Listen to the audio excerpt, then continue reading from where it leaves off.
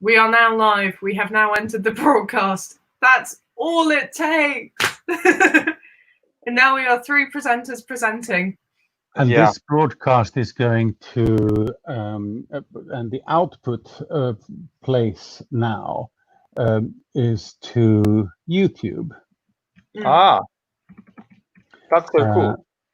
Which is kind of different. So if I copy the link address for a moment, and I can chat with the other hosts. So you might see that there's a little link on the side now on the right-hand side. So hit that for a moment, if you don't mind. Well, that's incredible. That's it. So hit that for a moment, if you don't mind. Yeah, I can see myself on YouTube. Yeah. Well, that's incredible. And you can see that there's a delay, there's a 20-second delay and all that stuff. And the reason that there's a 20-second delay is quite simply because of buffering. Because it means, so that makes sense. And this is, as Alice said, this is a private chat between us. So we, the speakers, we have one experience, and then we just give a link to people. Yeah, so the comments over on the comment section is will be posted as comments on the actual YouTube live stream. So that will be for the general public to see, and you'll be able to see the general public's reply. So, for example, I can go into the chat on the live stream and say,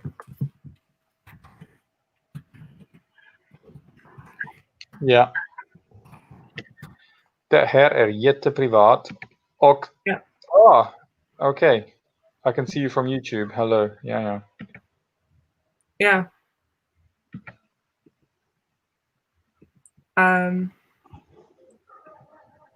And yeah, it should all pop up like that.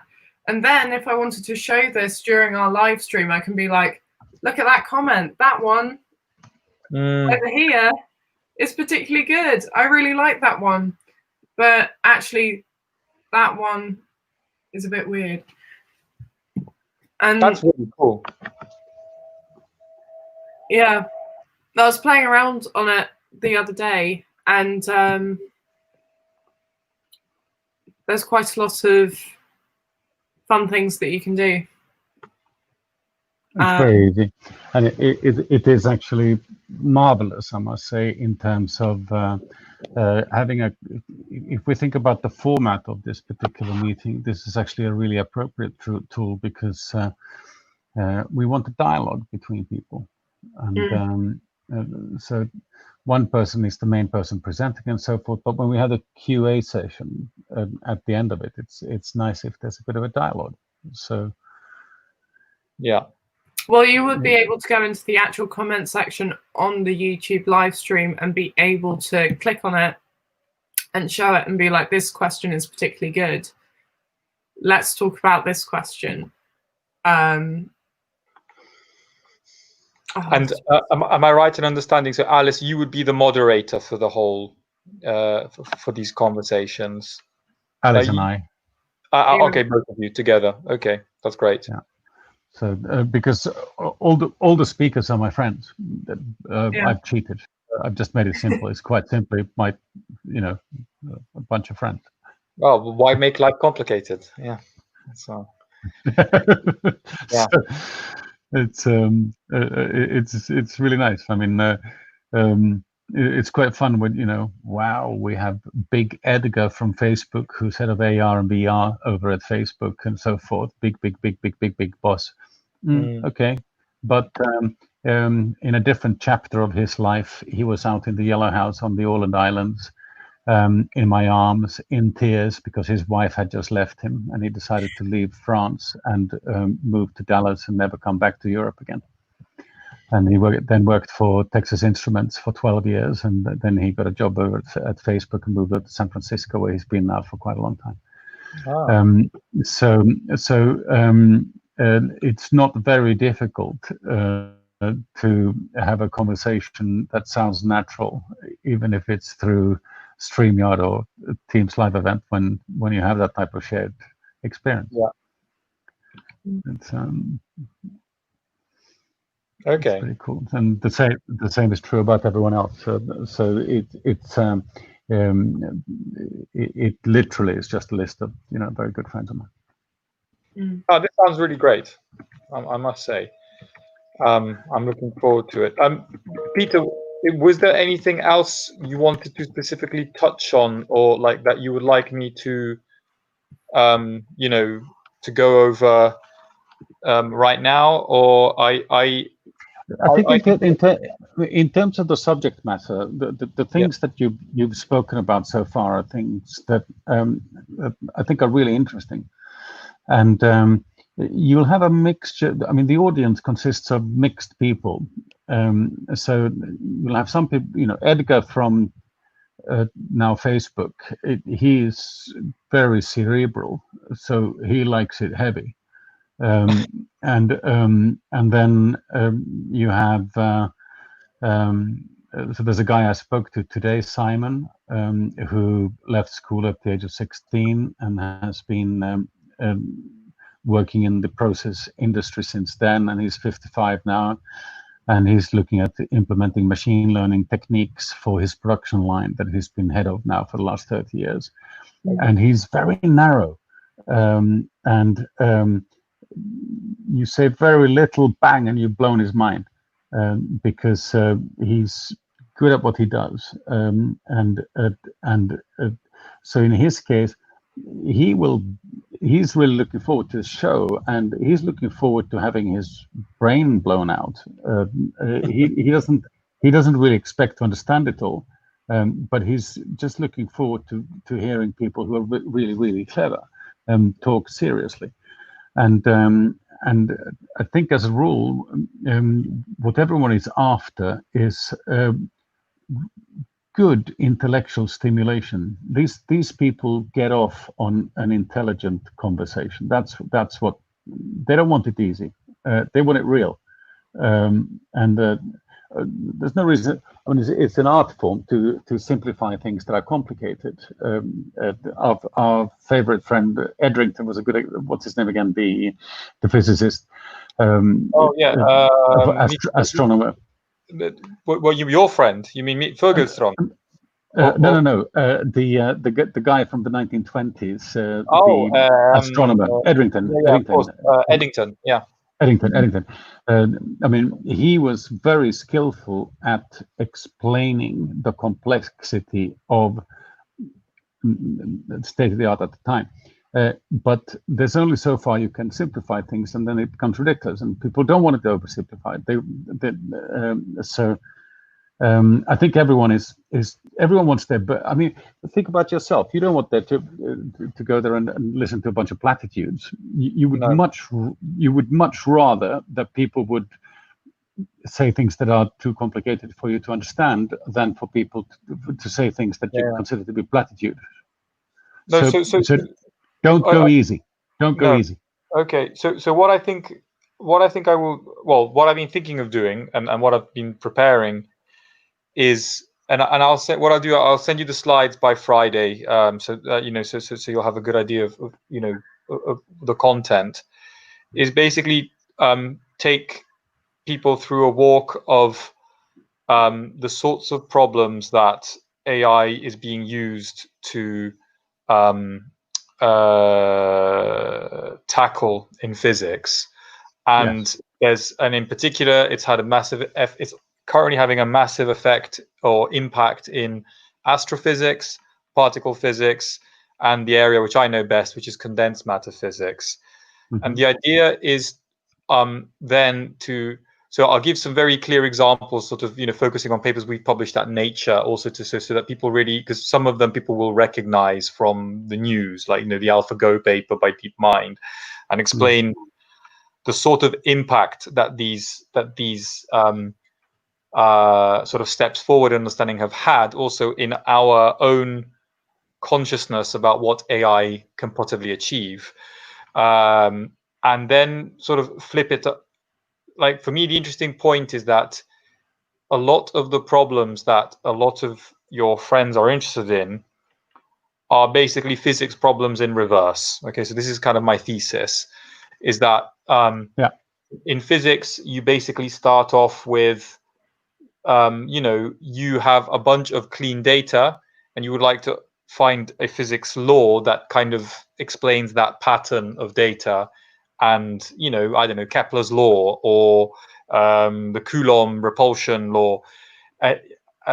Now, okay, so normally you have a very, very, very clear data set, which you've painstakingly measured through some very clever experiment, and then you come up with your theory.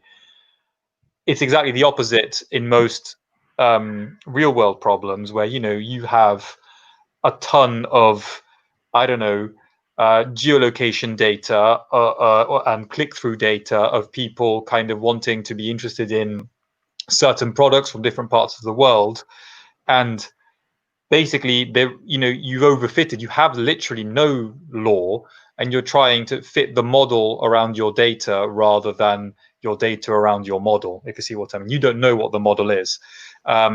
Fascinating.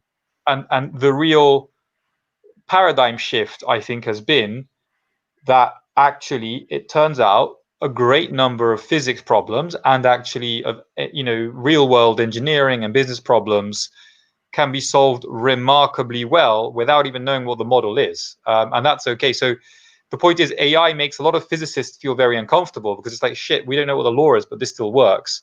But it's just a different way of looking at the problem and approaching it. I love it. And one of the reasons why I think AI is taking off as much as it is because now, unlike in the past, the hardest thing to come by was good data. That was the hardest thing to come by. It was really hard to measure things. Most civilizations worth their salt, that's why astronomers were basically the high priests, in Egypt and in the Inca times and the Aztec times. Now you have data, this thing here produces more data than you can imagine, every minute. And so your problem is not finding the data. Your problem is actually trying to make sense of it. And AI it turns out to be a very adept framework for analyzing data. So that's a little. I mean, I've made this case a little bit, off the cuff, but that's the sort of angle I'm coming at it from. So it's really Alice, do you agree that is absolutely fascinating? Yeah, that is very fascinating. and I would actually draw a parallel to Donald Trump, because from his perspective, you should brush your teeth in bleach, and and then it doesn't matter what the model is, because the fact is that he gets more voters. Yeah. So he doesn't care about the logics in between. His only interest, and the fact that according to the CDC, the Center for Disease Control in the United States, according to the CDC, 13 million Americans have brushed their teeth in bleach after Donald Trump said those things. That's according to the CDC. So it works, and it's. Isn't it a sort of populist variant of what you're saying? Meaning you have data, you have behavior. What the model is, I don't care. Do I get voters? I mean, sadly, I mean, what I will say, and here is, and this is where I'd be interested in what what the audience would come up with, because I think experts know this. Is I think the real problem with AI at the moment, the real challenge, is edge cases. So things that it's all very well saying, okay, this works 99% of the time, but that 1% of the time, what if those edge cases turn out to be mysteriously correlated in a way that it's not just a random 1%, it's actually a very important 1%. I think the best example is self-driving cars. I have a personal piece of experience on that. Right. And that's that I wrote an algorithm to predict the future price movements of some stocks in the near future. Yeah. And then we designed a trading kind of game around that. And it didn't need to be particularly accurate. If it was halfway accurate, that was good enough, and still, because it was entertainment, it wasn't really sort of serious trading. It was more entertainment, and that worked fine. And then we hit an edge case, and during that edge case, the investors had a huge advantage, and we had to shut the service down. Because I had not foreseen that edge case. Yeah. And the edge case in our case was that normally when you take price feeds from a stock exchange, the trades happen so frequently that typically you have one trade per millisecond or one trade per 10 milliseconds or something. They happen very, very frequently, these trades that you're following. So if your model is following historical data and is looking at that, then it, in my case, the model assumed that there was a particular rate of that happening. If for some reason there was no trade for 5 minutes, remember that the typical rate of trades was like 10 milliseconds. But if for some reason there was no trade for 5 minutes, then the algorithm fell into a state where you could not miss. You simply made money. I see. Yeah. And it's an extremely unusual case, but it did happen. Yeah, it did happen, and clearly, and it had a, and it's reproducible. Like if once you realize what it is, you can make it happen again. Yeah. And that's the problem. Like so, and of course there are edge cases. Like for example, in self-driving cars, if you have an accident and you run over an old lady, like that's a really big problem. Like that's a really, like you have to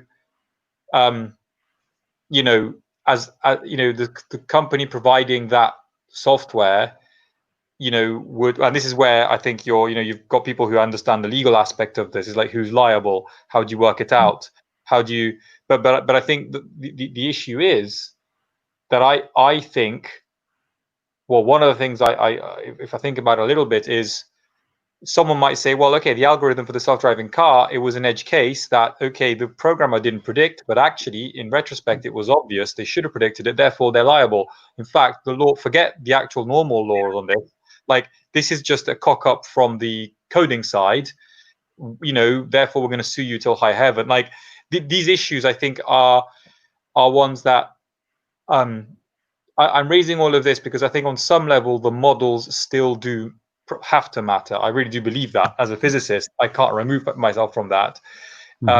Is that we don't really understand how.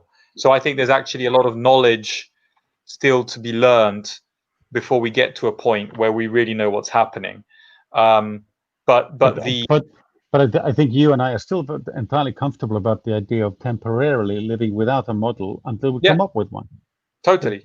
In the knowledge that it has to be reproducible. It's and someone will come up with some insights that someone will work out that this is how it works. Just because no one has come up with it yet, we can still live. No, exactly.